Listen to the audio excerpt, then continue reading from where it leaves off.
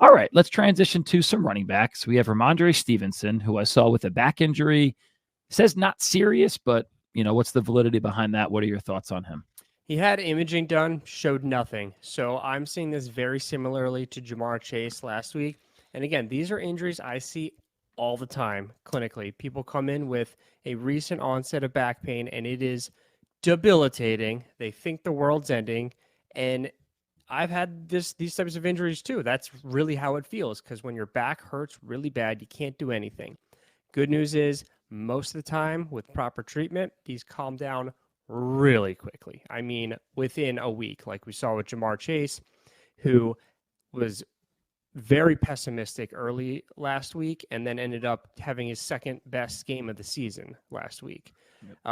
And Rhamondre has a bye this week, so he'll have a whole week to recover. Not expecting this to linger into week 12 at all. Fantasy players should not be concerned.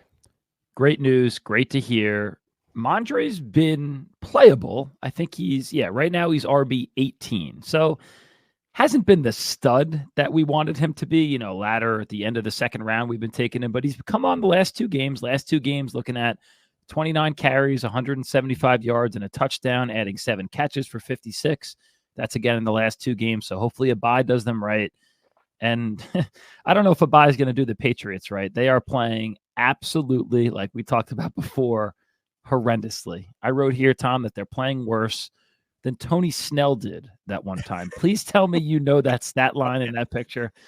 28 minutes, 0 points, 0 rebounds, 0 assists, 0 blocks, 0 steals. I love it. I was tired trying to think of something clever. Like he's playing, because I watch Family Guy, of course, all the time, and it's like the flashbacks. This is worse than that time, Peter, blah, blah, blah. And I was like saying, the Patriots look worse than that time, and I didn't know what to say, so I just wrote Tony Snell. So my mind just works like Peter Griffin sometimes, and I wouldn't change it for the world. All right. Well, you are a Family Guy, Joe. Ha. All right, I see what you did there.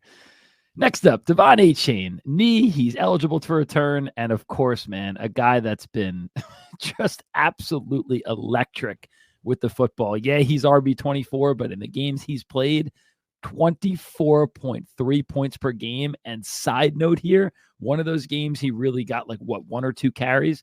So the 3 games he's really been featured, half-point PPR averaging 31.9 points per game.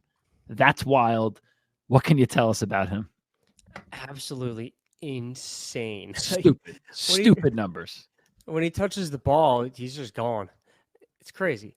Yep. So they never really officially told us what his knee injury was, but we know that it was never that severe. A lot of people are suggesting it's an MCL, and we kind of know that they put him on the IR more as a precaution than anything else, and it sounds like he's been ready to go for at least a week or two.